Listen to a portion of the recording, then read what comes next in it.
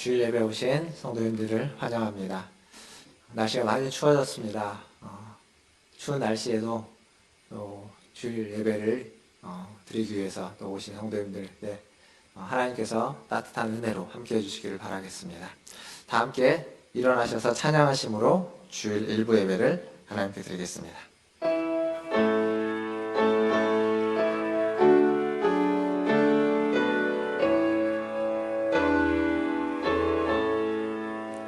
찬양하라 내 영혼아, 찬양하라 내 영혼아, 온 마음과 정성 다하여 주 찬양하라. 경배하라 내 영혼아, 경배하라 온 마음과 정성 다하여 주 경배하라. 아버지 하나님, 주님을 찬양하며 경배합니다. 오늘도 주님 전에 나와 주님을 예배합니다. 예배하는 모든 심령 위에 은혜를 베풀어 주시고 예배 가운데 임재하여 주시고 우리의 찬양과 우리의 기도와 우리의 헌신을 받으시고 우리에게 말씀하셔서 하나님의 뜻대로 살아갈 수 있는 깨달음과 은혜와 새 생명을 허락하여 주시옵소서. 감사하며 예수님의 이름으로 기도하옵나이다. 아멘. 다 함께 교독문 64번 시편 148편 함께 교독하겠습니다. 교독문 64번 시편 148편입니다. 교독합니다. 할렐루야. 하늘에서 여호와를 찬양하며 높은 데서 그를 찬양할지어다.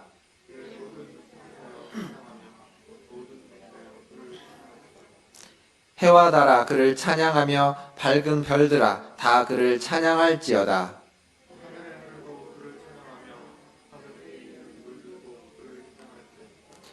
그것들이 여호와의 이름을 찬양함은 그가 명령하심으로 지음을 받았음이로다.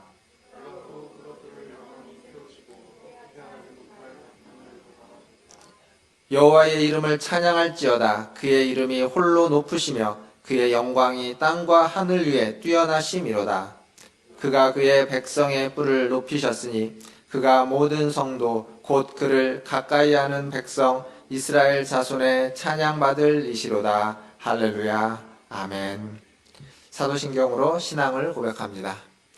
전능하사 천지를 만드신 하나님 아버지를 내가 믿사오며 그 외아들 우리 주 예수 그리스도를 믿사오니 이는 성령으로 잉태하사 동정녀 마리아에게 나시고 본디오 빌라도에게 고난을 받으사 십자가에 못 박혀 죽으시고 장사한 지 사흘 만에 죽은 자 가운데서 다시 살아나시며 하늘에 오르사 전능하신 하나님 우편에 앉아 계시다가 저리로서 산자와 죽은 자를 심판하러 오시리라.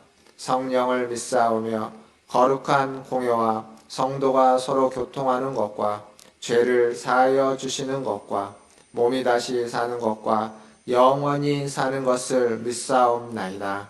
아멘. 다 함께 앉으셔서 272장 찬양하겠습니다.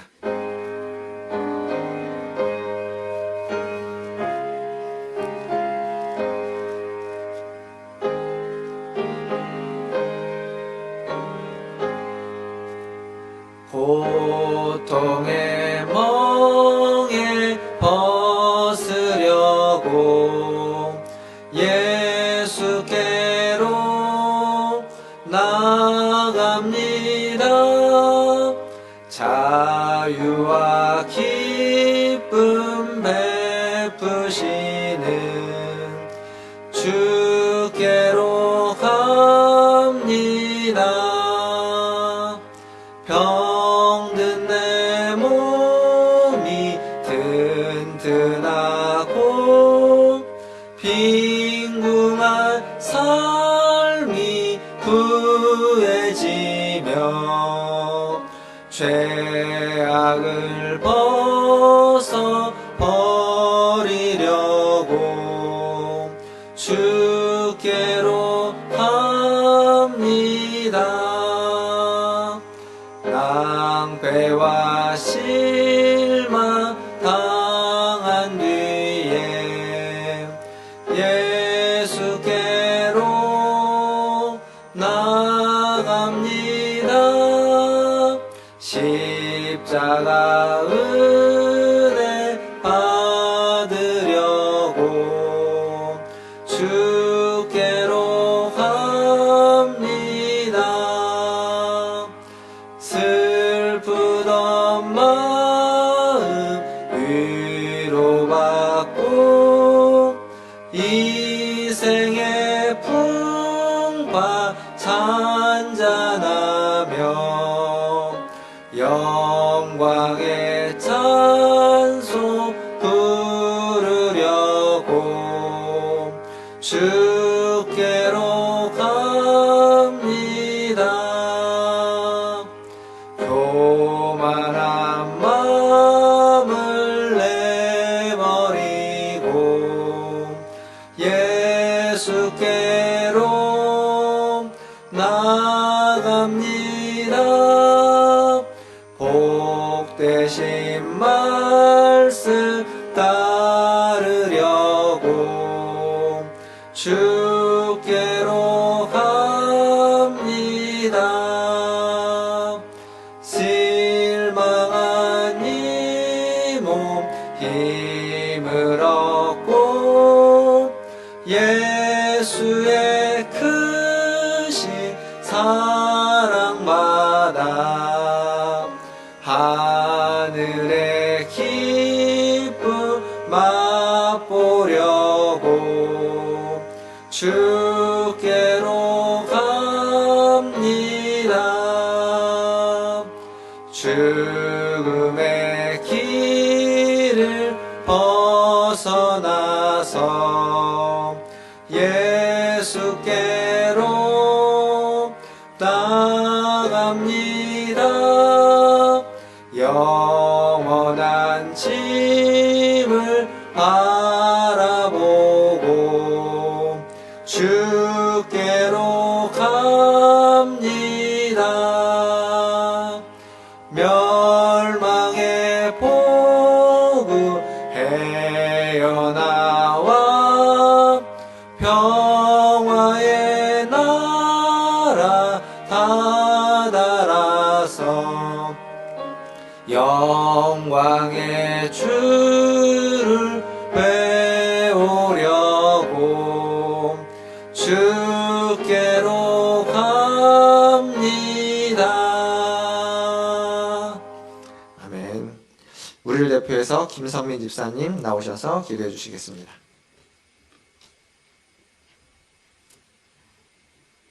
기도하시겠습니다. 사랑과 은혜가 충만하신 하나님 감사합니다.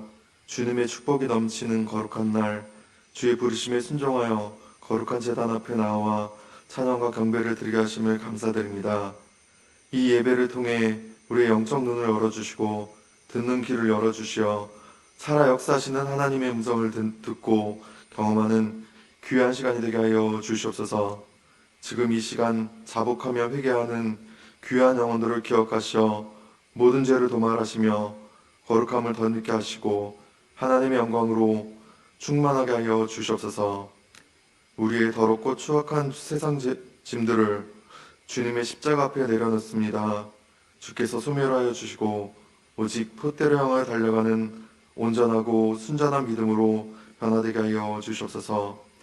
코로나19가 재확산되고 있는 위험한 환경에서 저희를 안전히 지켜주시고 설렘과 아쉬움이 교차하는 12월의 첫 주에 저희를 예배자로 세워주심에 감사합니다. 모든 성도들이 주님의 영광을 찬송하며 귀를 열어 진리의 말씀을 들음으로 복을 받고 거룩한 예배자로 보좌 앞에 나아오게 하여 주시옵소서. 한 해를 시작하며 거룩하게 살기를 다짐했지만 미혹의 영에 이끌려 저희의 지은 죄와 허물을 자복하오니 긍휼과 사랑을 베풀어 용서하여 주시옵소서. 올해 얼마 남지 않은 이 시간이지만 저희의 잘못된 가치관과 관계와 생각과 삶의 방향을 바라잡아 주시어 하나님의 선하신 뜻을 이 땅에 펼치는데 충성을 다하는 빛의 사자들이 되게 하여 주시옵소서. 은혜가 충만하신 하나님, 올해를 마무리하고 새해 계획을 수립하는 12월을 맞이하여 한 해를 준비하며 세웠던 계획에 차질이 없도록 미진한 부분들을 달성하고자 함에 최선을 다하게 하시고 성령의 지혜와 능력을 덧입고 새해 계획을 수립할 수 있도록 인도하여 주시옵소서. 코로나19로 인해 점점 더 지쳐만 가는 일상이지만 그럼에도 불구하고 그 가운데서 지켜주시는 주님의 은혜에 감사합니다. 모든 성도들의 가정과 이 나라와 온 세계의 코로나로 인해 어려움을 겪고 있는 이들의 결박을 풀어주시고 평안을 매는 줄로 메워주시어 환우에게는 치유의 은혜를 허락하여 주시옵소서. 능력의 하나님, 올해를 정리하고 새해를 준비하는 모든 과정마다 저희가 복 있는 사람으로 악인들의 꾀를 따르지 아니하며 죄인들의 길에 서지 아니하며 오만한 자의 자리에 앉지 아니하고 시편의 말씀처럼 영적 전투에서 승리하도록 성령의 지혜와 능력을 덧입혀 주시고 교회와 성도들의 가정마다 사랑과 화평의 향기가 가득하도록 인도하여 주시옵소서. 코로나19로 일상 예측이 불투명한 상태에서 내년의 목표 계획에 고심하는 담임 목사님에게 영력과 지력과 체력과 경제력과 인력을 아낌없이 공급해 주시고 건강한 목회, 성령의 감동 감회가 있게 하시고 기적을 체험하는 삶이 되게 하여 주시옵소서. 이에 영적 에너지로 주시는 권능의 말씀이 저희의 심령을 일구어 심신이 허약한 자에게는 힘과 용기가 되게 하시고 상함을 입은 자에게는 위로가 되게 하여 주시옵소서. 교회와 예배를 위해 수고하고 봉사하며 예배하는 모든 성도들에게 영원히 목마르지 아니한 생명수를 흡족하게 공급해 주시는 예수님의 이름으로 기도합니다.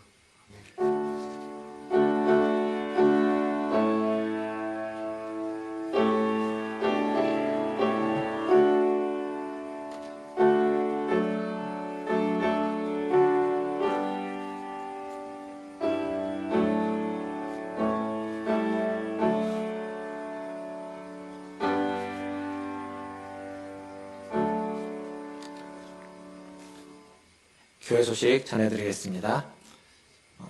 계속 저희가 통독을 해오고 있죠. 이번 주에는 지난주에 이사야서 앞부분을 통독했고 이번 주에는 40장부터 마지막 66장까지 통독을 합니다. 함께 통독에 힘써주시고 말씀을 읽으면서 많은 은혜 받기를 바라겠습니다. 오늘 아마 주보사에 보시면 2021년 연보 작성서라는 게 들어있습니다.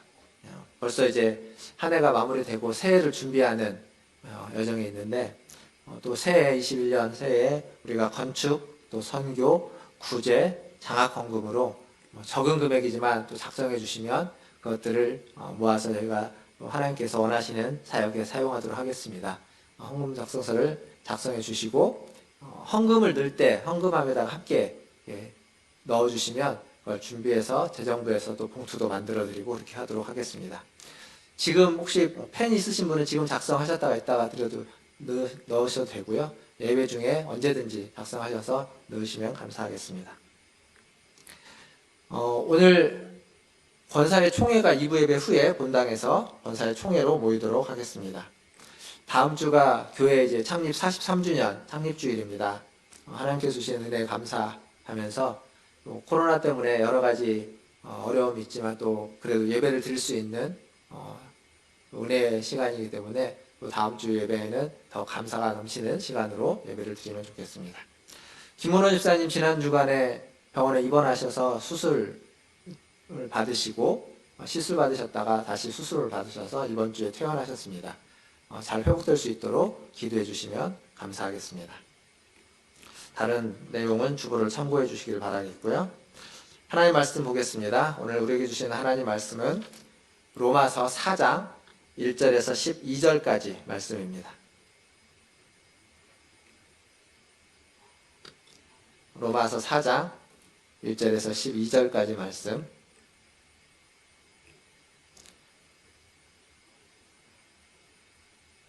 한 절씩 교독하도록 하겠습니다. 제가 먼저 1절 읽겠습니다.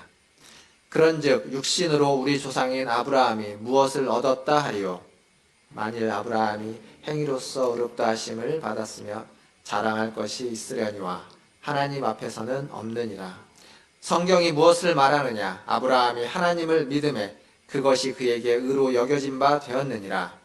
일하는 자에게는 그 삭시 은혜로 여겨지지 아니하고 보수로 여겨지거니와 이를 아니할지라도 경건하지 아니한 자를 의롭다 하시는 이를 믿는 자에게는 그의 믿음을 의로 여기시나니 이란 것이 없이 하나님께로 의로 여기심을 받는 사람의 복에 대하여 다윗이 말한 바 불법이 사함을 받고 죄가 가려짐을 받는 사람들은 복이 있고 주께서 그 죄를 인정하지 아니하실 사람은 복이 있도다 함과 같으니라.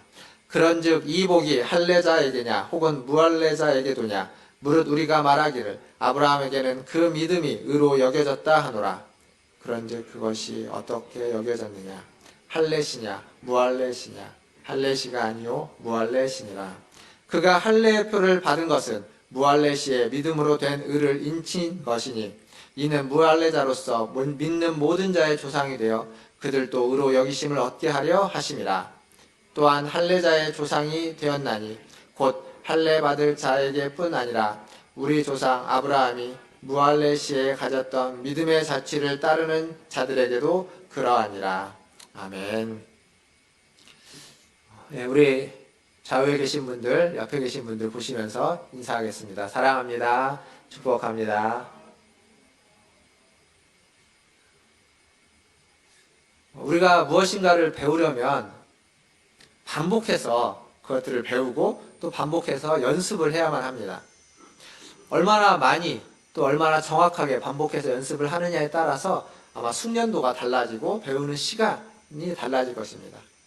그러니까 무엇이든 그것이 지식이 되었든 기술이 되었든 무엇인가를 우리가 배우고 습득하려면 반복하는 방법이 가장 효과적이고 빠른 방법이라고 할 수 있습니다. 이런 것들을 이제 공부하는 방법 중에 반복학습, 교육학에서 반복학습이라는 말을 쓰곤 합니다. 우리가 일상에서 많이 경험하는 것들이죠. 근데 성경도 이러한 반복학습을 많이 사용하는 편입니다. 보면 신약성경에 복음서가 4권이 있죠. 마태, 마가, 누가, 요한복음. 4권을 보면 같은 이야기들이 반복해서 이야기하는 말씀들이 많이 있습니다. 뿐만 아니라 서신서에 가봐도 반복되는 주제로 조금씩 다르기는 하지만 반복되는 주제를 아주 많이 반복해서 이야기해주고 있습니다. 구약도 마찬가지입니다. 구약도 많은 주제들을 반복하고 있습니다. 특별히 구약에서 반복하는 주제가 있다면 아브라함의 이야기와 출애굽기 이야기는 굉장히 많이 반복해서 이야기하고 있고 또 이스라엘의 어떤 왕들의 이야기, 특별히 그들이 죄를 지어서 포로로 잡혀가게 되는 그 사건과 관련돼서 선지자들은 그들의 죄를 꾸짖는 이야기들을 굉장히 반복해서 우리에게 들려주고 있습니다. 지금 우리가 보고 있는 로마서도 마찬가지입니다. 로마서도 주제를 굉장히 반복하고 있죠. 앞부분 3장 21절, 3장 20절까지 이 전반부는 죄에 대해서 끊임없이 반복합니다. 1장 18절부터 3장 20절까지는 죄가 무엇인지 결론으로 이야기하면 모든 사람이 다 죄 아래 있다. 의인은 하나도 없다. 라는 게 결론인데 그것을 반복해서 어떠한 죄를 어떻게 지었는지 이야기해주고 있습니다. 그리고 그 뒤에 21절부터는 하나님의 우리에게 주시는 의로움에 대해서 새로운 의가 나타났는데 그것이 무엇인지를 또 계속 이야기해주고 있습니다. 그냥 의가 나타났다, 그 의가 무엇이다 이렇게 한 번 이야기하고 끝나지 않고 그것을 오늘 말씀을 보면 구약에 있는 두 증인을 소환해서 반복해서 이야기하고 있습니다. 그러니까 이 반복 학습을 성경은 굉장히 다양하게 사용하고 있다는 겁니다. 사실 새로운 의가 나타났다라고 이야기를 했는데 엄밀하게 말하면 이건 새로운 의가 아닙니다. 구약에 이미 하나님의 말씀 가운데 이스라엘 역사 가운데 나타났고 거기 안에서 말해주고 있었던 의로움입니다. 근데 그것을 구약에 있었던 그 시대의 사람들이 미처 발견하지 못한 겁니다. 분명히 있었는데 그 이야기를 다 아는데 그 이야기가 무슨 의미인지를 정확히 알지 못해서 발견하지 못해서 가지고 있지만 가지고 있는 줄 몰랐던 들어서 알고 있지만 알고 있는 줄 몰랐던 것을 지금 바울이 재발견시켜주고 있는 겁니다. 그래서 새롭다라는 말을 쓰고 있는 거죠. 아브라함과 그리고 다윗을 통해서 그 새로운 의라고 하는 하나님의 의로움을 재발견시켜주는 이야기. 그게 오늘 본문의 이야기입니다. 그리고 그 복음이, 그 재발견된 그 의로움, 그 복음이 이방인과 유대인 모두에게 적용되고 있다라는 사실을 오늘 다시 이야기해주고 있습니다. 사실 이 이야기는 우리가 익히 많이 들어왔던 이야기라고 할 수 있습니다. 이 이야기는 처음 듣는 이야기는 아닐 겁니다. 그렇지만 이것을 다시 한번 우리가 들음으로써 우리 안에 잊어버렸던 것들을 다시 회복하고 그 복음의 은혜가 무엇인지를 다시 한번 우리가 고향하는 그러한 시간이 되기를 바라겠습니다. 먼저 생각해 볼 건 아브라함입니다. 왜 아브라함이 중요할까요? 이 아브라함을 소환해서 이 복음을 이야기할 때 이 아브라함을 소환하는 건 그 바둑에서 아주 중요한 한 수를 이야기하자 묘수라고 이야기하는데 아주 중요한 한 수라고 이야기할 수 있습니다. 아브라함은 유대인들에게 있어서 매우 특별한 사람입니다. 믿음의 조상이라고 불려질 뿐만 아니라 그들의 혈통의, 그들의 민족의 조상으로 가장 위에 아브라함이 등장합니다.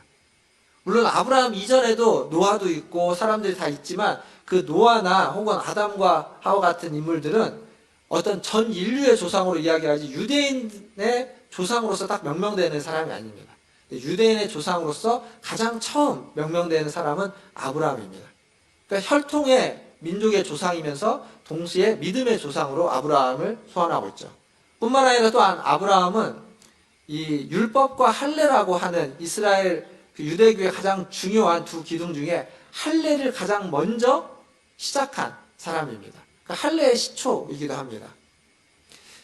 아브라함은 이스라엘이라는 민족의 문을 열었고 하나님이 그들에게 준 중요한 어떤 흔적, 가치 중에 할례를 처음에 시작한 사람으로 되어 있는 거죠.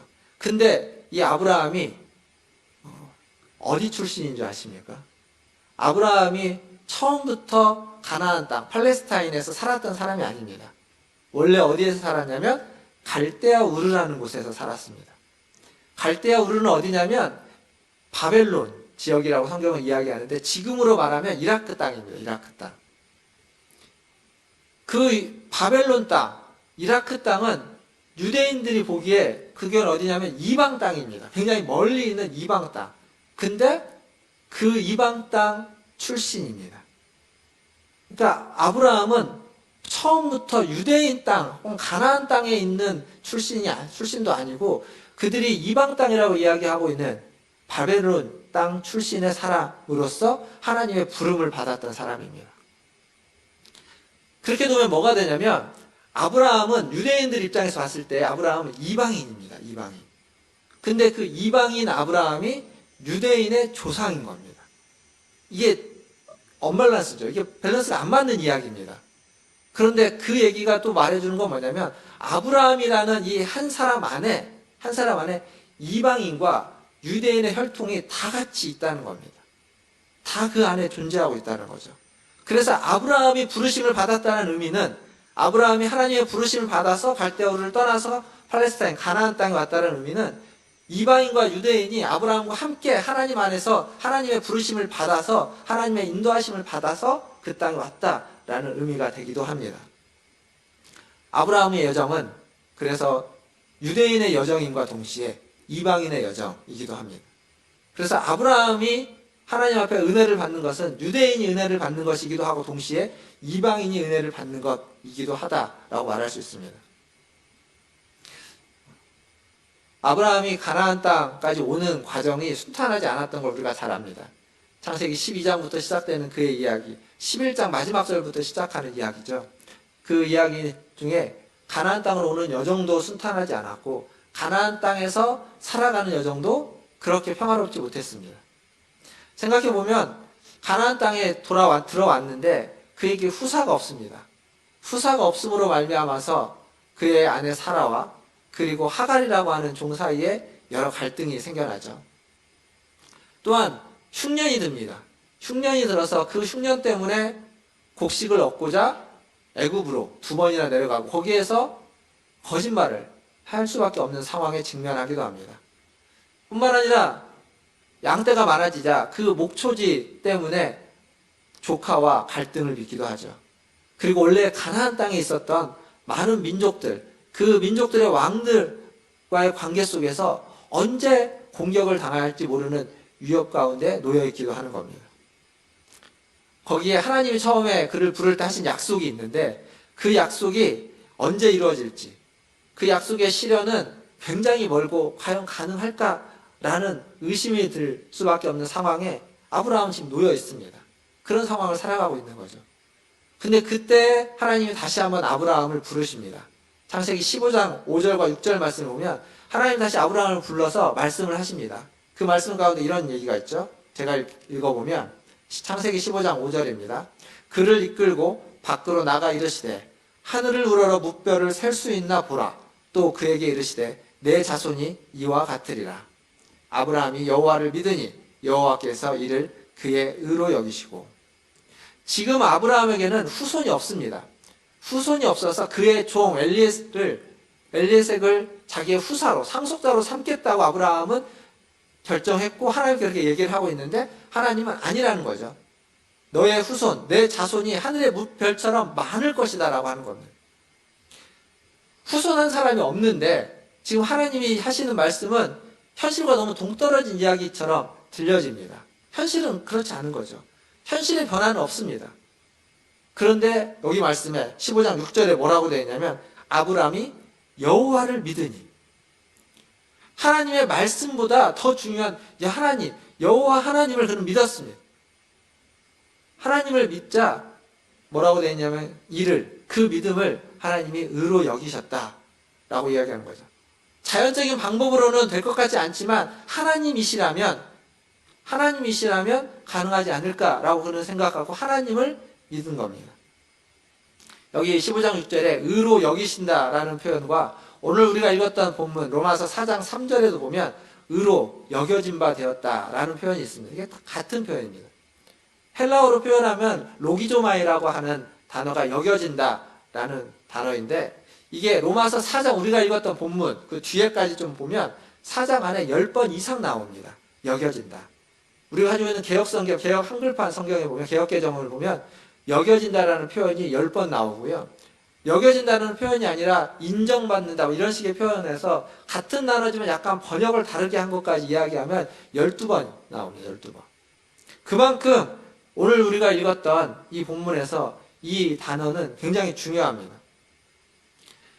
하나님이 그렇게 여기셨다는 겁니다.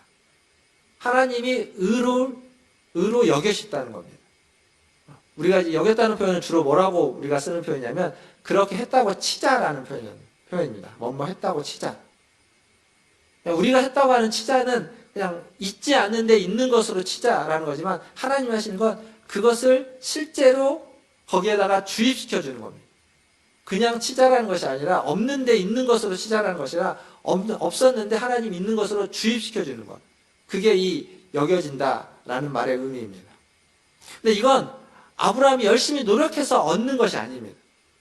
아브라함이 열심히 수고해가지고 노력해가지고 선한 행동을 해서 얻는 의로움이 아니라 하나님이 주시는 의로움, 하나님이 인정해 주시는 의로움이란 거죠. 오늘 우리가 읽었던 로마서 말씀을 다시 한번 보면 열심히 일한 사람이 일한 결과로 삭슬 받는 것은 은혜라고 하지 않고 보수라고 합니다. 그건 정당한 보수입니다. 근데 일을 하지도 않고 아무런 공로도 없이 심지어는 경건하지 않는 자가 하나님 앞에 의로움을 얻는 것, 그것은 은혜라고 합니다. 은혜. 그러니까 우리가 받은 것은 우리가 하나님 앞에서 하나님의 은혜를 받을 만한, 의로움을 받을 만한 무엇인가를 했기 때문에 바른 삶을 살고 정결한 모습으로 가고 선한 일을 하고 선한 행동을 하고 또 어떤 종교적인 생활을 꾸준히 열심히 지속적으로 바르게 해왔기 때문에 하나님 우리를 의롭다고 여겨주는 것이 아니라 그렇게 해서 우리가 의로움을 얻는다는 건 그건 당연한 결과입니다. 내가 그만큼 했기 때문에 받는 거니까요. 근데 의로움은 그렇게 해서 얻을 수 있는 게 아니라는 겁니다. 우리가 하나님 앞에서 의로운 자로서 인정받는 것은 그것 때문이 아니라 아무것도 하지 않았고 심지어는 경건하지 않고 불의할지라도 하나님이 우리를 의롭다고 여겨주시고 의로움을 우리에게 주시는 그 의로움을 우리는 받았다라는 사실이죠. 로마서 1장 18절에 가보면 경건하지 않은 자 그리고 심지어는 불의한 자 자들이 하나님의 진노를 받는다라는 말씀이 있습니다. 거기서부터 시작하는 거죠. 죄에 대한 이야기들이. 근데 오늘 우리가 이 4장을 보면 똑같이 그렇게 경건하지 않은 자, 심지어는 불의한 자라고 이야기할 수 있는 자들의 모든 죄악을 하나님의 은혜가 덮어버린다고 이야기하는 겁니다. 하나님의 의로움을 주셔서 그 은혜로 그 모든 것들을 덮어버리는 거죠. 경건치 않은 자를, 경건치 아니한 자를 의롭다 하시는 하나님. 그게 바로 아브라함의 하나님이었습니다. 그리고 지금 바울이 이야기하고 있는 로마서의 하나님입니다. 그리고 저와 여러분, 우리가 믿고 있는 하나님이기도 합니다. 오늘 예배 가운데 경건치 아니하는 자를 의롭다 여기시는 하나님, 우리가 믿고 우리를 부르신 그 하나님을 만나시고 그 하나님이 여러분의 마음을 만져주시고 그 하나님의 앞에 나아가시는 저와 여러분 다 되시기를 주님의 이름으로 축원드립니다. 이제 바울은 믿음으로 의롭다함을 받았다라는 이 아브라함의 이야기의 한 증인을 더 소환하죠. 다윗을 더 소환해서 다윗의 이야기를 통해서 다시 한번 이것을 반복해서 이야기해주고 있습니다. 로마서 4장 7절과 8절을 보면 시편 32편에 다윗이 쓴 시편의 1절 2절을 인용한 부분입니다. 불법이 사함을 받고 죄가 가려짐을 받는 사람은 복이 있고 주께서 그 죄를 인정하지 아니하실 사람은 복이 있도다 함과 같으니라. 이게 시편 32편을 인용한 구절인데 여기 보면 다윗이 어떤 사람이 복을 받는다고 이야기하고 있냐면 불법을 행한 사람, 죄를 지은 사람입니다.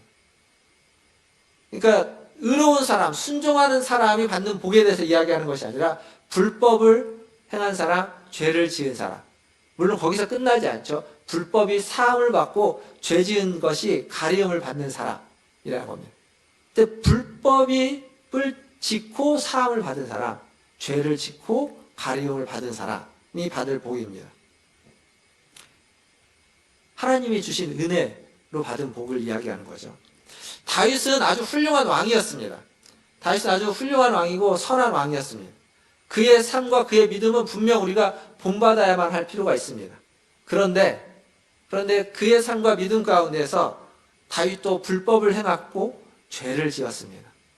다윗은 간음을 행했고 또 그것을 숨기기 위해서 음모와 계략을 꾸며서 살인까지 했던 사람입니다.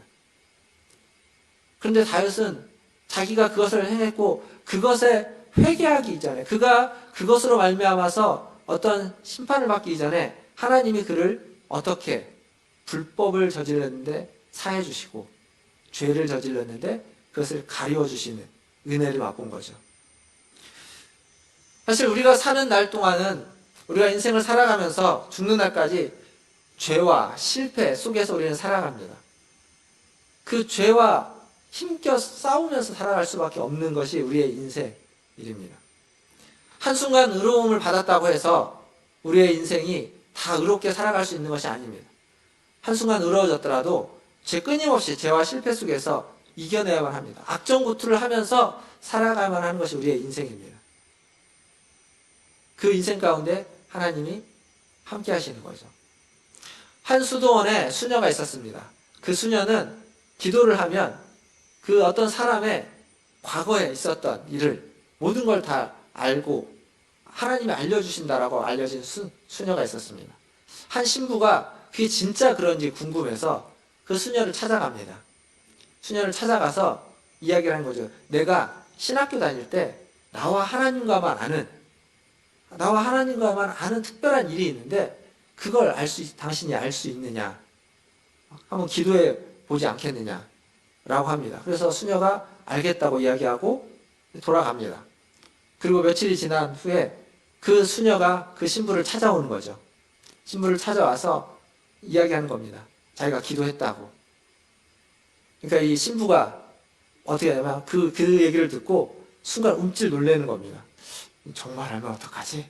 라고 하면서 그런 생각을 하는 거죠. 그래서 이제 신부가 묻습니다. 하나님이 뭐라고 하시더냐? 라고 묻자 수녀가 이렇게 대답을 합니다. 하나님이 자기에게 이렇게 말씀하셨다는 거죠. 너무 오래된 일이라 다 잊었다고 전하라고. 이 이야기에서 우리가 봐야 되는 건 우리가 이전에 지었던 죄, 우리는 잊지 않고 기억하고 가지고 있는 죄와 허물들. 그러나 하나님은 그것을 다 가리웠고 그냥 덮어두고 나중에 이렇게 열어서 또 보고 이런 게 아니라 다 가리웠다, 다 덮어줬다라는 얘기는 다 없애버렸다는 얘기예요. 그래서 이전에 지었다고 우리가 생각하고 있는 그 죄에 대해서 우리는 얽매여 있는데 우리는 그것 때문에 순간 누가 그것을 알까봐 불안하고 염려해하고 있지만 하나님은 우리를 그렇게 보지 않는다는 겁니다. 우리를 의로운 자로 보신다는 겁니다. 우리가 믿음으로 하나님 앞에 나아간다면 지난 한 주간 그리고 오늘 아침에 어제 저녁에 내가 지었던 그 죄에 대해서 우리는 마음에 찔림이 있어서 오지만 하나님은 우리가 믿음으로 하나님 앞에 나오면 그 불법을 사함지고 그 죄를 가리워서 오늘 이 자리에서 우리가 하나님을 예배할 때 우리는 하나님 앞에 믿음으로 의로운 자로서 나아갈 수 있는 겁니다. 여전히 우리는 죄인이고 허물이 많은 자이고 우리는 연약한 자지만 하나님 앞에 나아갈 때 하나님은 우리를 그렇게 바라보지 않고 우리를 덮고 있는, 우리를 덮어주시는 그리스도의 은혜로 말미암아서, 그리스도의 십자가로 말미암아서, 그리스도의 옷을 입은 것으로 말미암아서 우리를 보고 바라보고 대하신다라는 사실입니다. 우리가 받은 용서가 이런 용서입니다. 이것을 아는 사람, 이것을 받아들이는 사람의 고백, 감사의 고백이 아닐 수 없는 거죠. 내가 용서받았다면, 그래서 내가 정말 이 용서받은 것을 안다면 거기에서 머물 수 없고 다른 사람을 용서할 수밖에 없는 겁니다. 복음서에 보면 예수님이 하신 비유 중에 1만 달란트 빚진 자와 100데나리온 빚진 자가 있죠. 1만 달란트, 뭐 금액으로 환산하면 어마어마한 금액인데 그 엄청난 수백억을 탕감받은 자라면 100만 원 빚진 자를 탕감해 주는 건 지극히 당연해야만 한다는 이야기입니다. 근데 우리가 그러지 못하고 있는 것은 우리가 받은 은혜가 얼마나 큰지, 우리의 죄가 가려지고 우리가 하나님의 받은 의로움이 얼마나 크고 놀랍고 위대한지를 잘 모르기 때문입니다. 사랑하는 성도 여러분, 이런 놀라운 하나님의 은혜가 여러분에게 있기를 주님의 이름으로 축원드립니다. 마지막으로 생각해 볼 건 오늘 본문 9절과 10절입니다. 9절 말씀을 한번 잘 보시길 바라겠습니다. 제가 읽어보겠습니다. 그런즉 이 복이 할례자에게냐 혹은 무할례자에게 도냐 무릇 우리가 말하기를 아브라함에게는 그 믿음이 의로 여겨졌다 하노라. 자, 이게 무슨 얘기냐면 이러한 복, 죄가 가려지는 복, 믿음으로 의롭게 되는 복을 받았는데 이 복이 할례자에게만 주어지는 복이냐 아니면 무할례자에게도 주어지는 복이냐라고 묻는 겁니다. 할례자에게만 주어지는 복인가요? 무할례자에게도 주어지는 복인가요? 바울은 묻고 아브라함 이야기를 하면서 10절에 가니까 이렇게 얘기하죠. 그런즉 그것이 어떻게 여겨졌느냐? 할례시냐 무할례시냐? 할례시가 아니요 무할례시로다. 아브라함이 할례를 받기 전에 무할례일 때, 할례를 받기 이전에 믿음으로 의롭다함을 여김을 받았다는 겁니다. 그 복을 이미 받았다라는 이야기죠. 창세기 보면 아까 제가 읽었던 창세기 15장에 아브라함 믿음으로 의롭다함을 받았다는 이야기가 나옵니다. 그러면 할례 받았다는 이야기는 어디에 나오냐면 창세기 17장에 나옵니다. 성경으로 2장 뒤인데 시간상으로 따지면 10년에서 20년 사이가 지난 뒤입니다. 그러니까 아주 오래전에 이미 아브라함은 믿음으로 의롭다 하는 그 하나님의 은혜를 경험했습니다. 그 은혜로 의로운 자가 되었습니다. 그 복을 받았습니다. 그리고 그 뒤에 한참이 지난 뒤에 할례를 통해서 그가 믿음으로 의롭다함을 받았다는 것을 확증하는 거죠. 그래서 11절에 가보니까 그것은 표라고 이야기합니다. 표. 믿음으로 의롭다함을 받았다라는 증표로서 할례를 나중에 하나님이 하게끔 만들었다는 겁니다. 유대인들에게 할례는 그들이 하나님의 백성인 것을 증명하는 표고, 그리고 그들은 하나님 앞에서, 사람들 앞에서 그들의 자랑이 되고 그들의 의로움의 근거였습니다. 할례가 그들은 의로움의 근거였고 자랑이었고 하나님의 백성이라는 증표였습니다. 근데 지금 바울은 할례가 증표가 아니라 할례는 하나님의 백성이 되었다라는 것을 말해주는 것일 뿐이지 할례 자체가 의로움을 얘기해주는 것이 아니라는 겁니다. 이게 뭐와 같냐면 우리 결혼할 때 뭐 많은 것들이 있지만 결혼 반지라는 게 있죠. 결혼 반지라는 게 있는데 결혼 반지는 결혼식에서 서로 주고받는 반지죠. 근데 결혼 반지가 있다고 해서 사랑이 시작되는 건가요? 아니죠. 사랑이 시작된 뒤에 결혼 반지는 그 사랑의 증표로 주고받는 겁니다. 결혼 반지가 사랑의 근거일 수가 없습니다. 사랑의 증표이죠. 그러니까 유대인들은 이 할례를 의로움의 근거로 삼았습니다. 우리는 할례를 받았기 때문에 하나님의 백성이고 하나님 앞에 의롭다라고 할례를 근거로 삼았습니다. 아닙니다. 의로움의 증표로서, 하나님의 백성의 증표로서 할례가 주어진 겁니다. 이 순서를 지금 바울은 이야기해주고 있습니다. 그러니까 믿음으로 의롭다함을 받은 것이 먼저라는 것을 다시 강조하고 있습니다. 할례는 나중에 주어진 표시라는 거죠. 그래서 아브라함은 믿는 자의 조상일 뿐만 아니라 믿지 아니하는 모든 사람들을 그 믿음으로 부르시는 자의 조상입니다. 할례 받지 않은 자들을 다 그 믿음의 자료로 부르시는 것이 바로 아브라함이 되는 거죠.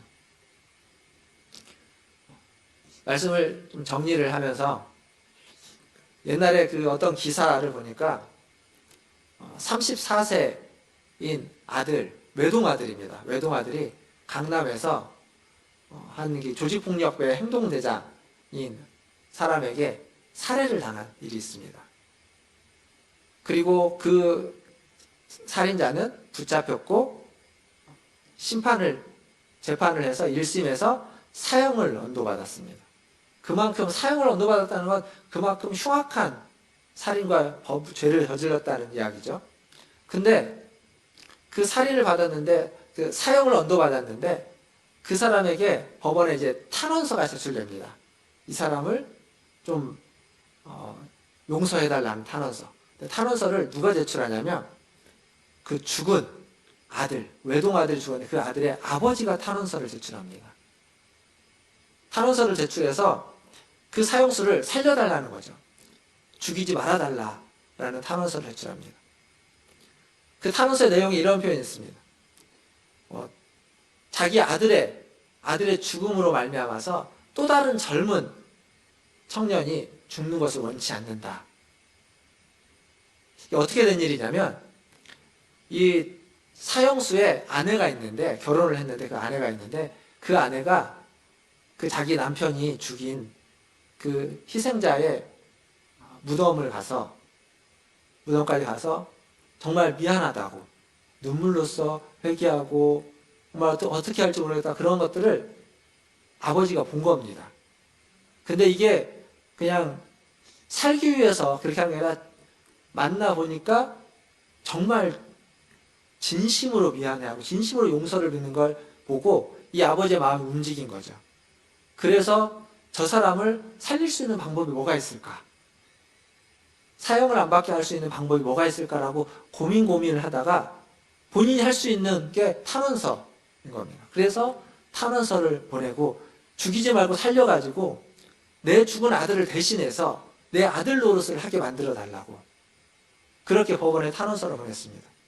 법원에서는 그걸 보고 한번 고려를 해보겠다라고 하는 피드백가 있었던, 이게 신문 기사에 있었던 이야기입니다. 이 아버지가 그리스도인인지 아닌지는 모릅니다. 그 기사에는 그런 얘기가 없으니까요. 그런데 여기 보면 진심으로 회개한 사람에게 나타나는 모습입니다. 이 이야기와 똑같은 이야기가 우리가 잘 아는 예가 있습니다. 여수에서 있었던 순천에 있었던 여순 사건. 네, 손양원 목사님의 이야기. 아시지 않습니까? 자기 아들을 죽인 자를 양자로 입양해서 키우고 또 대했던 이야기. 이 이야기와 똑같은 분의 이야기입니다. 믿음으로 의롭다함을 받은 사람, 진심으로 회개한 사람에게 나타나야만 하는 모습들이죠. 또 하나의 모습이 진심으로 회개한 사람에게는 나타나야만 합니다. 그건 뭐냐면 우리가 가지고 있는 것들을 나눌 줄 아는 사람입니다. 우리가 가지고 있는 지혜를, 지식을, 힘을, 시간을, 그리고 재물을, 마음을 나눌 줄 아는 사람. 세례 요한은 자기에게 나와서 회개의 세례를 받는 사람들에게 이렇게 얘기합니다. 옷 2벌 있는 자는 옷 없는 자와 나누고 먹을 것이 있는 자는 먹을 것이 없는 자와 나누라고 이야기합니다. 그리고 그것을 회개에 합당한 열매라고 이야기하는 겁니다. 그것이 있을 때에 우리의 회개가, 우리의 회심이 진짜인 것을 확인하는 거죠. 사랑하는 성도 여러분, 우리가 가지고 있는 하나님의 은혜, 우리에게 주어진 하나님의 은혜, 그것을 우리가 확증하는 우리에게 주어진 표는, 여기 할례와 같은 표는 세례가 아닙니다. 세례 받았느냐 안 받았느냐가 중요한 것이 아니라 성령의 인치심입니다. 세례는 그것을 외적으로 드러나는 하나의 외적인 의식이라고 이야기할 수 있습니다. 그러나 성령의 인치심이 훨씬 더 중요합니다. 이 세상을 살아가는데 분명히 우리는 죄가, 또 우리의 실패가 연속적으로 우리의 발목을 잡고 우리 앞에 있을 겁니다. 그 악정고투를 하는 가운데도 성령께서 저와 여러분을 인도해서 끝까지 하나님의 자녀답게 살 수 있도록, 하나님의 자녀다운 길을 갈 수 있도록 좌충우돌 하지만, 왔다 갔다 하지만 그 길로 인도하실 줄 믿습니다. 그 성령의 인치심이 저와 여러분에게 있습니다. 이것이 복음이고, 이것이 반복해서 우리가 들어야만 하는 하나님의 말씀입니다. 귀에 못이 박도록 들어야 됩니다. 그래서 지겨울 정도로 듣고 또 듣다 보면 내 안에서 그것이 내면화돼서 나도 모르는 사이에 자연스럽게 이 아버지처럼 세례요한이 요구했다는 회개에 합당한 열매를 맺는 사람으로서 우리의 삶 가운데서 드러나고 나타나기를 주님의 이름으로 축원드립니다. 우리 함께 기도하겠습니다. 기도하실 때 오늘 말씀을 기억하시면서 우리가 받은 은혜, 우리에게 주어진 복음이 얼마나 귀하고 얼마나 크고 또 얼마나 소중한 것인지를 다시 한번 하십시오. 우리의 노력으로 얻을 수 있는 것은 아무것도 없습니다. 하나님이 주시는 은혜입니다. 모든 것이 다 은혜입니다. 그 은혜를, 그 복음을 다시 한번 그 마음에 새기고, 그리고 하나님을 만나시는 경험이길 바랍니다. 성령의 인치심으로 이 세상 끝날까지 살아가시는 저와 여러분 되기를 위해서 같이 한 목소리로 기도하고, 이 코로나가 확산되는 이 시기에 하나님께서 지켜주실 뿐만 아니라 코로나를 물리쳐 달라고 우리 같이 한 목소리로 1, 2분 정도 기도하겠습니다. 기도합니다. 하나님, 시간 우리의 마음을 주님 앞에 나아갑니다. 주님, 우리를 붙들어 주시옵소서. 주님, 우리를 붙들어 주시옵소서. 하나님의 삶과 우리를 붙들어 주옵소서.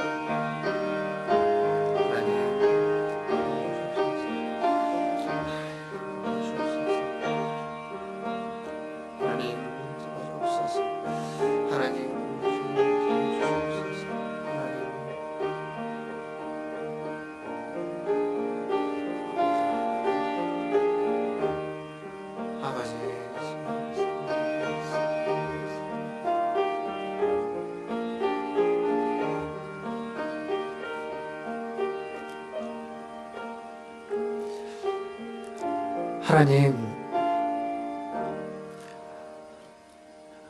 믿음으로 주시는 그 의로움을 받은 자로서 하나님, 그러나 여전히 허물과 죄에 넘어지고 그 허물과 죄로 말미암아서 힘들어하고, 아버지 하나님, 그 허물과 죄에서 자유롭지 못해서 아버지 하나님 눈물을 흘리며 쓰러져가는 우리를 아버지 하나님 붙잡아 주시고, 지금도 우리의 죄를 덮으시고 우리의 불법을 사하시며 우리에게 다시 한번 그 하나님의 의를 허락하여 주시니 하나님 감사합니다. 그 의로움을 받은 자로, 그 은혜를 입은 자로서 하나님 그에 합당한 삶을 살아갈 수 있도록 우리를 인도하여 주시옵소서. 뿐만 아니라 이 복음을 하나님 듣고 또 듣고 반복해서 들어서 우리의 귀에, 우리의 마음에 못이 박힐 만큼 들어서 그것을 내면화하게 하시고 우리의 삶에서 순간순간 우리의 선택과 또 우리의 판단과 우리의 감정이 그 복음으로, 그 은혜로 말미암아서 새로워질 수 있도록 우리를 인도하여 주시옵소서. 하나님, 코로나가 하나님 연일, 하나님 우리나라뿐만 아니라 전 세계를 하나님 강타하고 있습니다. 주여 불쌍히 여겨 주시옵소서. 이 겨울을 잘 이겨낼 수 있도록 도와주시고, 하나님 이 환난과 하나님 이 난관을 잘 극복하고 이겨낼 수 있도록 모두에게 마음을 또 힘을, 은혜를, 위로와 격려를 허락하여 주시옵소서. 모든 것을 주의 손에 의탁하며 우리 구주 예수님의 이름으로 감사하며 기도하옵나이다. 아멘. 이 시간 279장 찬양하시면서 준비하신 예물 하나님께 드리겠습니다.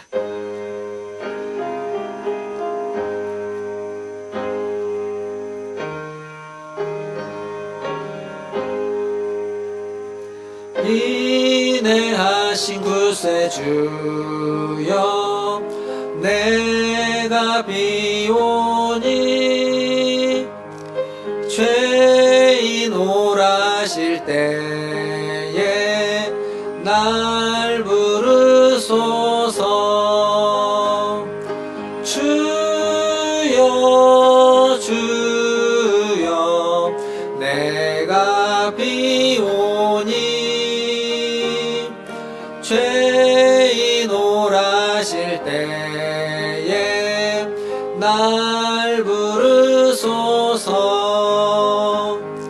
자비하신 보좌 앞에 꿇어 엎드려 자복하고 회개하니 믿음 주소서.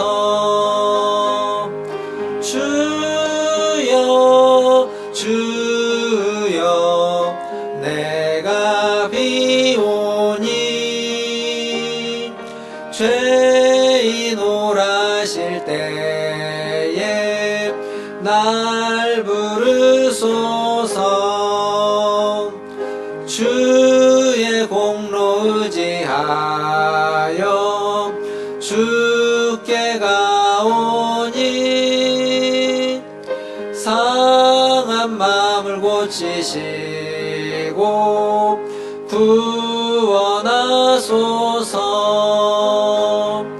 주여 주여, 내가 비오니 죄인 오라실 때에 날 부르소서. 만복 근원 우리 주여, 위로하소서. 우리 주와 같으시니 어디 있을까. 주여 주여, 내가 비오니 죄인 오라실 때에 날 부르소서.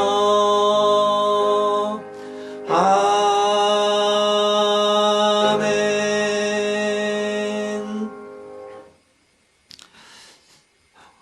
하나님, 우리를 부르시고 우리의 죄를 사하시고 우리를 회개케 하시고 우리에게 믿음을 주신 하나님, 오늘도 그 주님의 부르심을 따라 주의 전에 나와 주님을 예배합니다. 우리 예배를 받아주시니 감사합니다. 예배 가운데 임재해 주시니 감사합니다. 예배 가운데 우리를 만나주시니 감사합니다. 하나님 주신 은혜에 그 은혜에 감사하여 또 하나님 주신 물질 중 일부를 구별하여 주님께 드렸습니다. 하나님, 일부를 드렸지만 하나님 우리에게 주신 모든 것이 다 주의 것인 것을 하나님 이것으로 고백합니다. 주님 받으시고 하나님, 하나님의 일 가운데, 하나님이 하시는 일 가운데 귀하게 사용되는 물질이 되게 하여 주시옵소서. 뿐만 아니라 하나님 물질을 드린 그 손길 위에, 하나님 그 인생길 위에 함께 하셔서 날마다 하나님과 동행하며 날마다 하나님을 찬양하며 날마다 하나님 앞에 나아가 그 은혜를 받고 그 불법의 사함을 받고 죄의 가리움을 받는 그러한 은혜가 있게 하여 주시옵소서. 그래서 넘어져도 다시 일어날 수 있는 힘을 주시고 쓰러져도 다시 일어서서 하나님 앞으로 나아갈 수 있는 하나님 은혜를 허락하여 주시옵소서. 오늘도 주님 전에 나와 예배하는 모든 자들에게 그러한 은혜를 덧입혀 주실 줄 믿고 감사를 드리며 지금은 우리를 죄에서 사하여 주신 우리 구주 예수 그리스도의 은혜와 하나님 우리 아버지의 크신 사랑하심과 성령 하나님의 인치심과 위로하심과 교통하심이 오늘도 주님 앞에 나와 주님을 예배하며 하나님 앞에 그 은혜를 사모하고 불법의 사함을 받고 죄의 가림을 받아서 의롭기를 소망하는 우리 문화전제일교회 모든 성도들 위해와 그들의 자녀손들과 가정과 직장과 일터 위에 주의 복음을 들고 사역하는 선교사님들과 사역자들 위해 코로나19를 퇴치하기 위해서 애쓰는 수많은 보건당국 의료진들과 그리고 연구진들과 또 확진자들과 그의 가족들과 또 모든 전 세계 열방 위에 이제로부터 영원토록 함께 있을지어다. 아멘.